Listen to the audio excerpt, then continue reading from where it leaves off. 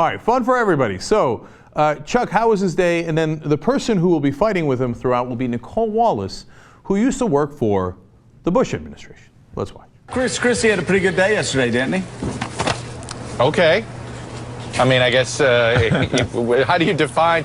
I'm still, the whole feeding frenzy thing. Oh my God. I just can't, I guess it's a good day that he didn't get more indictments didn't come in. He didn't have more staff. Oh my God. No, wait, I don't. What's the definition of a good day? Rachel's not on until 9.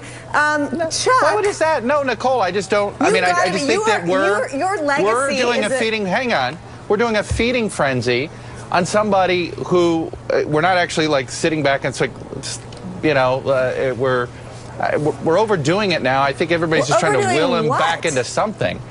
Oh my God! You have spent this. What have I spent? Nicolle, wait a minute. Hang on. Let Nicolle respond. Man, they got a little emotional there. Here's the sense I got from Nicolle Wallace. Oh my God!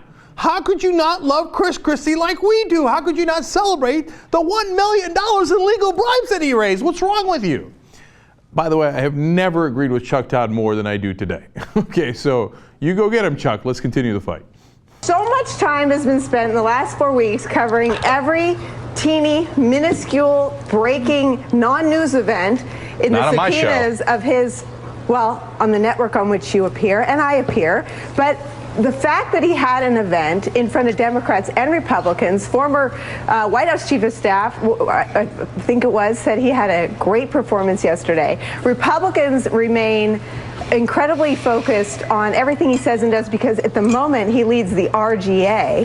And as a guy who's mired in a scandal, I can't think of a politician in either party who has remained more focused on his day job, despite the fact that every single, formerly objective member of the political press is coming after him. And the fact that it doesn't at least warrant as much attention that he has a day like yesterday where he speaks more eloquently about income inequality, an issue that I think on your show you spent a good deal of time talking about, is a nothing burger to you, is to me something that should educate Governor Christie about the climate he'd face should he run for president. No, I just think I'm not treating him as a presidential candidate in my mind right now. I think he's got to get through this mess in New Jersey. So whatever. Who cares what is in your mind? Damn, man, that got heated. Oh my God! Who cares what's in your mind? Well, you're asking the dude his political opinion. In his opinion, which is part of his job, he says, I don't think he's a presidential candidate at this point, which, by the way, is perfectly reasonable given the massive trouble that he's in his own state.